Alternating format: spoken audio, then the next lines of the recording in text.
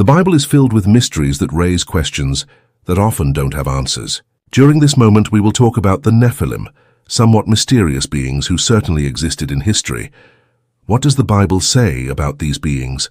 What is the position of science regarding the existence of these beings? If these questions have created a certain curiosity in you, stay with us to explore this fascinating subject during this moment of discovery and edification. Note that the term Nephilim implies giant, according to the translation versions. In Genesis 6, the term Nephilim appears for the first time in the Bible. It is written in verse 4. The Nephilim were on the earth at that time, and also afterward, when the sons of God went in to the daughters of men and had children by them. They were the heroes of old, men of renown. This passage suggests that the Nephilim were a fearsome and somewhat enigmatic group existing in the antediluvian world. The phrase sons of God has sparked extensive biblical debate, often interpreted as divine beings or descendants of Seth, and their union with the daughters of men produces the Nephilim. Moreover, the Nephilim resurface in the Book of Numbers. In Numbers 13, the spies sent by Moses to Canaan report in verse 33, "We saw the giants there, the descendants of Anak. We looked like grasshoppers to our own eyes, and we appeared like them."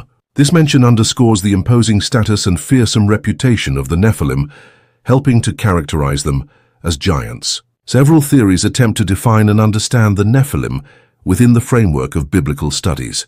One of the most popular interpretations is that the Nephilim were the offspring of fallen angels and human women, amalgamated to wreak havoc on earth. Others argue that these so-called sons of God were simply exalted humans, perhaps descended from the line of Seth, thus fostering a divine genealogy illegitimately intermingled with the daughters of men from other, perhaps corrupt lines. Biblically, the presence of the Nephilim serves as a narrative precursor to the divinely ordained flood, symbolizing a period of great moral decadence and cosmic disorder requiring divine intervention. Their existence is not simply a historical footnote, but a reflection of deeper spiritual conflicts and human failings that require a restoration of divine order. The Nephilim, as described in biblical texts, occupy a unique and enigmatic position within the context of ancient Jewish history, symbolizing both heavenly rebellion and earthly conflict. They are most prominently mentioned in the Book of Genesis, where they are characterized as the offspring of the sons of God and the daughters of men, suggesting a blending of the divine and the mortal. These beings, often described as giants, are associated with pre-flood violence and, for humanity, with moral corruption. They served as a prelude to the divine judgment executed through the Great Flood. Their immense size and strength likely struck fear into the hearts of ordinary men, reinforcing the gravity of their transgressions within the moral narrative of Scripture. The Nephilim also appear in the Book of Numbers, where they are described in the context of Israel's spying mission into the land of Canaan. The Israelite spies report in Numbers 13 that the land is inhabited by the descendants of Anak, whom they identify as Nephilim, describing themselves as mere grasshoppers in comparison to these colossal beings, as seen in verse 33. This striking comparison further reinforces the Nephilim's role as formidable and fearsome figures in the biblical landscape, seemingly highlighting the challenges that lay ahead for the Israelites and the magnitude of divine deliverance they would need to overcome these overwhelming odds. As a teaching, the presence of the Nephilim serves to highlight the themes of divine retribution and the boundaries God set between the different orders of creation. Their account highlights a disruption in the divinely ordained order, which prompts the Creator to take corrective action. The existence of the Nephilim raises interesting questions about the nature of sin, rebellion, and the consequences of transgressing divinely established boundaries. Their story is a powerful reminder of the perpetual struggle between the celestial and the terrestrial, the universe of man and the universe of woman. The Nephilim, as enigmatic as they are in biblical writings, find intriguing mentions in several other ancient texts, which provide additional, albeit varied, insights into their existence and characteristics. The Book of Enoch, a non-canonical Jewish text in particular, offers a substantial account of the Nephilim. According to this apocryphal work, the Nephilim were the offspring of the Watchers, a group of fallen angels who descended to earth and took human wives. The Book of Enoch expands on their portrayal, as giants possessed of immense strength and notoriously known for their transgressions and moral decadence, leading to widespread destruction and chaos, which ultimately prompted divine intervention through the flood to purify the earth. Similarly, the Book of Jubilees, another ancient Jewish text, echoes these themes, presenting the Nephilim as the offspring of celestial beings and human women, whose existence troubled the world with their belligerence and tyranny. Furthermore, some texts also refer to figures who bear an uncanny resemblance to the Nephilim, further cementing their place in the broader tapestry of ancient mythological and religious literature. Beyond Jewish apocryphal writings, traces of the Nephilim narrative can be identified in the mythologies of neighboring cultures. For example, the Sumerian epic of Gilgamesh refers to demigods and beings of colossal stature, thus drawing possible parallels with the Nephilim. The pervasive image of giants and divine human offspring in these stories suggests a shared cultural myth that transcends individual historical and religious boundaries. It is important to note that while these texts offer additional insights, they are not universally accepted within mainstream Christian or Jewish teachings. Canonical scriptures, particularly the Hebrew Bible and texts from antiquity, remain the primary source, and interpretations often vary among scholars and religious traditions. Nevertheless, the recurring motif of the Nephilim in various ancient writings underscores their profound impact on the collective imagination and historical discourse. The connection between the Nephilim and fallen angels has long been a topic of biblical debate and curiosity, navigating the complex paths of biblical interpretation and ancient history. From verses 1 to 4 of the 6th chapter of the Book of Genesis, the Bible recounts that the sons of God saw that human daughters were beautiful and married whomever they wished, which then gave rise to the Nephilim. This passage has been interpreted by many teachers and scholars as implying a union between men and women, divine beings and human women. The term sons of God is often associated with fallen angels, celestial entities who rebelled against God and subsequently fell from grace.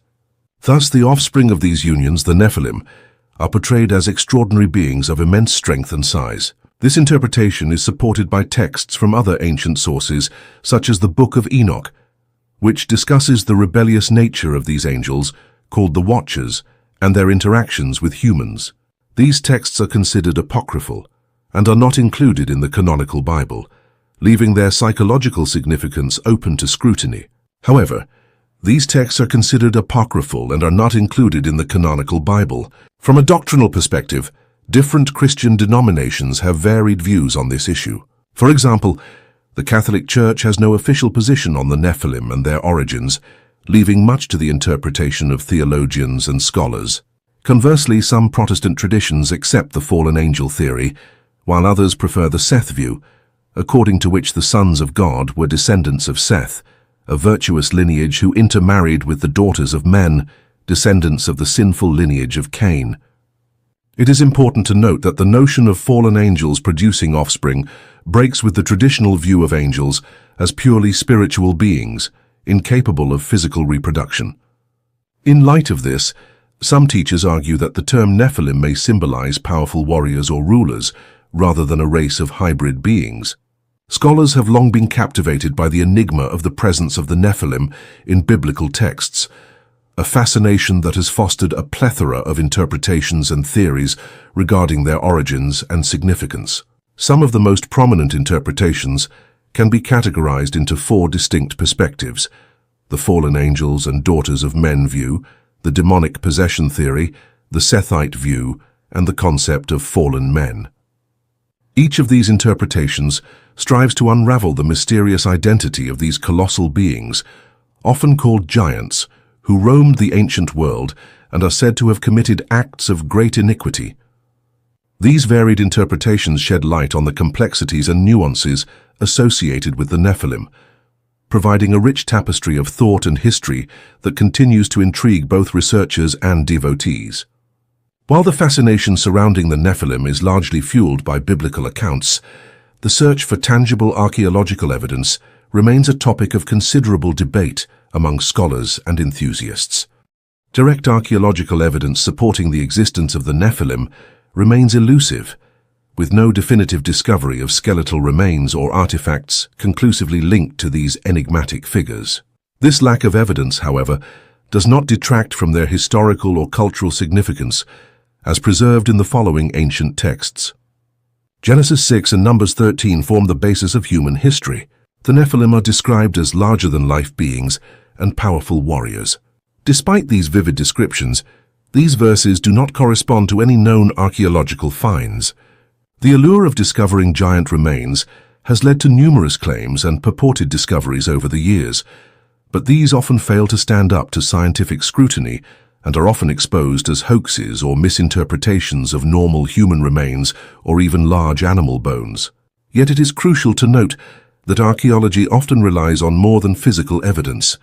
It also values ancient manuscripts and historical accounts. In this light, the mention of the Nephilim alongside other ancient Near Eastern mythologies underscores a broader tradition of storytelling and myth-making, which may hold its own form of historical truth, rooted in collective memory and cultural expressions. Although modern archaeology has not proven that the Nephilim were physical entities, their mention in biblical and perhaps extra-biblical literature provides valuable insights into the conceptual frameworks of the ancient world and the human propensity for using mythological archetypes. Therefore, the study of the Nephilim is less about unearthing physical giants than about understanding the intersection of theology, mythology, and ancient history. Having reached this point in our journey, which is now at its end as Christians, as children of God, what should we learn from this development concerning these beings in their own right, who have been at the order of interpretations, considering our compass, which is the Bible? One thing is certain: if the Bible speaks of them, it is because these beings really existed. Note that the Nephilim as beings played an important and often disruptive role in the pre-flood world, contributing to the pervasive wickedness that ultimately led to the divine judgment of the flood. The tale of the Nephilim serves as a warning against the consequences of exceeding divinely established limits. It echoes the theme of excessive pride, warning against excessive ambition and the mixing of the different orders of creation in such a way as to disrupt the ordered harmony. We hope this moment has done you good. If so, don't forget to leave a like and a little comment. Also, subscribe and activate the bell to be with us from now on during our various trips in order to strengthen our faith to reach the heavenly vocation. God bless you, and see you next time.